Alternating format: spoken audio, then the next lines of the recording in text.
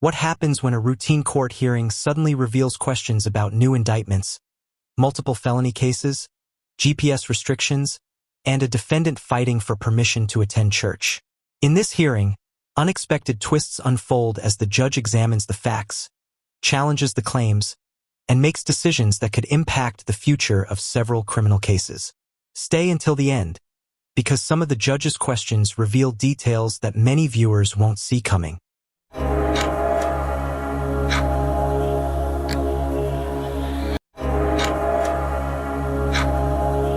Judge, we're asking that be said, enter a pleas if not true and be severed and be tested. All right.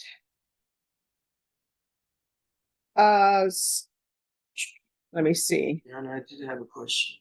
Yes. I'm not sure how I'm supposed to get a Raymond with me. I'm not sure how to go about that. Raymond Martinez? Yeah. He's saying that he was hiring you or something? We've talked about it, and I informed Kelly that might be coming, not today, but he doesn't understand that today's is going to get reset. Okay, well, let me just tell you what's going to happen today.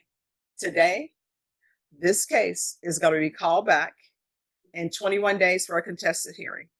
Okay. So if Mr. Martinez is hired, he needs to be ready for the contested hearing. Mr. Martinez, contested hearing in 21 days. All right, so Norma, I need a contested hearing date, 21 days. All right, May 26th will be your contested hearing. Either Mr. Martinez is going to be taking care of it or either Mr. Piddle. All right, thank you. Thank you, Judge. Do you know, because I see that there are some PF cases on Yes, here Judge. with manufacturing delivery. Correct. What are y'all anticipating? We do have labs back, Judge. I actually spoke with defense counsel last week and started looking at it ahead of today's setting.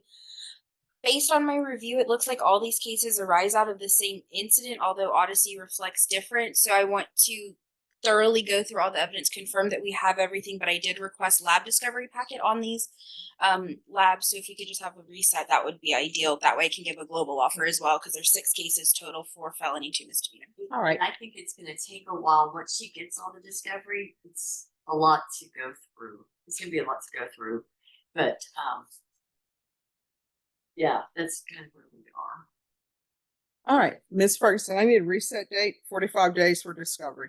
And then the other issue I was going to approach on. Wait, just 1 second. Let me do, Yes, you know, I like to do one thing at a time. yes, ma'am. Sorry. All right, so June 18th is coming back for discovery. And then he's on bond Mm-hmm. on GPS. I think he's on partial, but he needs to submit a work schedule. Okay. But he also would like to have permission to go to church on Sunday. And he Okay. needs. I'm sorry to interrupt you, but on this, what do I have in the notes? The 2026 case that ends in 49. It says dismissed and re-indicted. Was that ever dismissed? Let me confirm first. It's a lot to It's- go through. Yeah. Because usually if it's re-indicted, now you all do that -2 or something. You said the one ending in 49, Judge? Yes. In fact, I'm just going to try to get copies of the indictments before I leave. Norma, can you give her copies of the indictments? On Mikhail, is it Mikhail or Michael? Michael Morales? I do see here, Judge, on 312, there was an entry from pre-indictment court that says defense appeared past at grand jury, but the only setting I see for grand jury is on 324, so I don't know. Okay, I don't know why I have a May 29th. Okay. I don't know. Right. This setting, May 20. No, I'm sorry, April 29th. Yeah, I don't see anything on our side, Judge. So I just put it down then for June 18th. And I'm so sorry. So what were you talking about? So he would like to go to church on Sundays, and he needs specific authorization from the court to do that. Mhm. And I don't know, we don't exactly have an agreement, but she agreed to approach on it today. And I have the specific name and location of the church and the time of the How often service. were you going to church before this? How often were you going to church before this incident, Just on, this alleged incident? just on Sunday. Not enough. Like, were you going to church on a regular basis? And mind you, I don't begrudge anybody wanting to go to church. But when people say they want to go to church, I'm always curious, like, were you going to church before the alleged incident? Yes, I'll go on with my brother and sister. Okay. Or just on Sundays. They If go I talk every to the day. priest, he gonna tell me that Pastor? you, yeah, the pastor, the deacons, will they be able to tell me they know you? Yes, sir. Okay. All right. When are you asking that he be allowed to go to church? Okay, it's the Extreme Harvest Church on Northwest Loop 410. Oh, wait, just 1 second. Extreme harvest, Yes. not regular harvest, but an extreme harvest. Okay. With an X. X. Oh, wait a minute. Is it just extreme with no E? Correct. Yeah. Okay. And Where is it located? It's 6727 Northwest Loop 410. And the zip is 78238. Just 1 second. Okay, 7-8. 238. Mhm.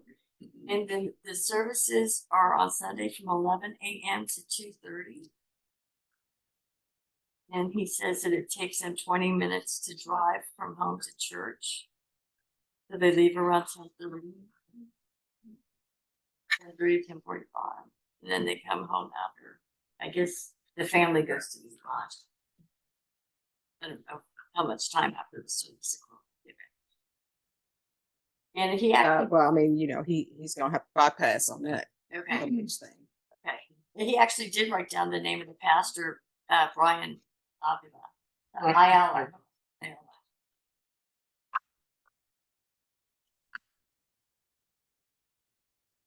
Okay. It's-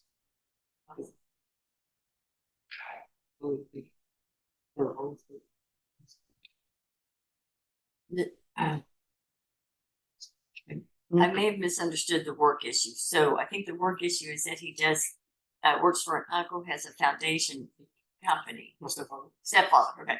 And he goes to different job sites every day, Every week. week to week. Oh, I mean, well, he's just gonna need to let them know. The address of the job site. And I mean, his uncle should, you know, Is it? Yeah. make sure he has that. Yeah. Yeah, you get a letter. You just need to maybe get some sort of stuff down. Where you're going to be assigned to. Can I have those printouts, please?